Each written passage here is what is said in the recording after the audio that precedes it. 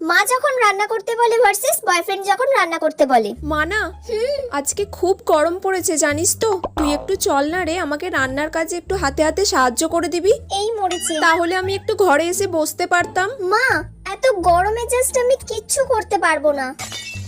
এত গরম পড়েছে, তুমি আমাকে বলছো রান্নাঘরে গিয়ে রান্না করতে? আরে কিচ্ছু করতে হবে না, তুই আমাকে শুধু একটু হাতে হাতে এগিয়ে দিবি। আমি ওইসব কিছু করতে পারছি না মা, এত গরমে তুমি যাও। ঠিক আছে, তুই বস। রাহুল ফোন করছে। হ্যালো, হ্যাঁ সুইটু বলো। বেবি, আজকে আমার তোমার হাতের বিরিয়ানি খেতে ইচ্ছা করছে। তোমার বিরিয়ানি খেতে ইচ্ছে করেছে? হ্যাঁ বেবি, তোমার হাতে। আচ্ছা, আমি আমার হাতের এই স্পেশাল বিরিয়ানি এই গরমের মধ্যেও তোমার জন্য করতে রাজি আছি। এবার এই বিরিয়ানিটা নিয়ে গিয়ে রাহুলকে খাওয়াবো, ও খুব খুশি হবে। যাই।